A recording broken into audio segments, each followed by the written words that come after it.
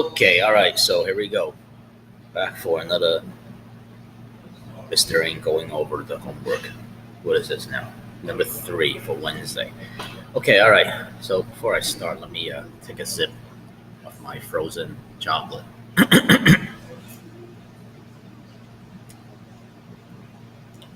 For good morning, make it a Dunkin'.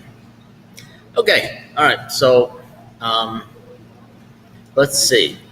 So tonight's homework's page 178, 1 through 5. So I'm actually gonna take the time to go through all 5 of these questions with you guys. Okay, I just want to make sure everyone gets it. All right. So 1. Now they're saying write using exponent, so I'm just gonna jot down the answers. Okay, so they want 8 times 8 times 8. So that's what? Right, 8 to the 3rd power. All right, not 24. That's 8 plus 8 plus 8. 8 times 8 times 8 is a completely different number. It's a much larger number.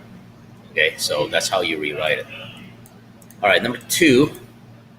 Now, I wanted that in there for a specific purpose because I want to see if you guys can do that question if there were no numbers, because right now today with prime factorization we've been using numbers and numbers only. So I want to see if you guys can kind of pick up right when you kind of turn something specific into an abstract concept. So now how many r's do you have there? Right, 4. So it's r to the 4th power, right? R times r times r times r is r to the 4th power. S times s, s squared.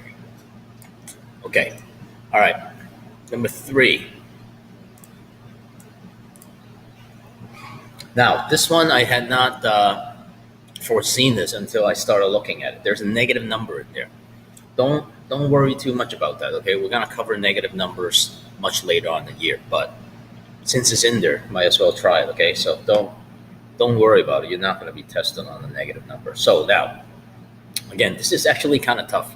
All right. So look at 7 times 3, right? So you do that first. Now that's not going to be a exponent of any sort because those have different numbers.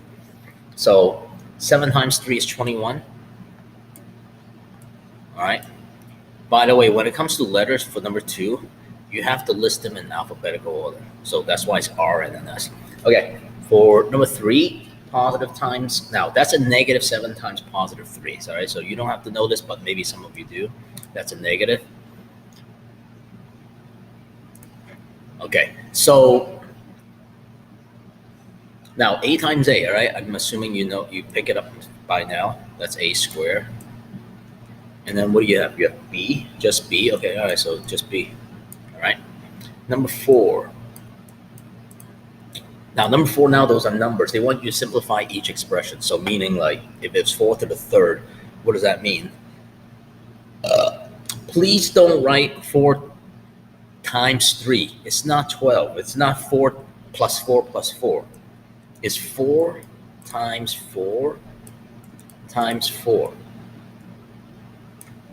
Okay, now they're asking you to simplify it. So my guess is actually they just want you to keep this. Okay, that's what they meant. Now, if you actually did it, let me see, 64, 4, 4, 16, 16, 64. Okay. Yeah, so the answer is 64 here, but if you just write this, it's okay. And then lastly, number 5, what is it? 0.5 squared. So don't write 25. It's 0.5 times 0.5. And again, since you learned this probably last year, you could probably do 0.5 times 0.5. All right, so think of it, half of 0.5, that's 0.25, right? A quarter.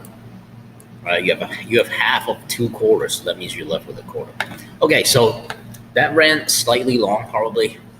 So I'm gonna stop right here. Thanks for watching, and have a good one. OMG, that was so good.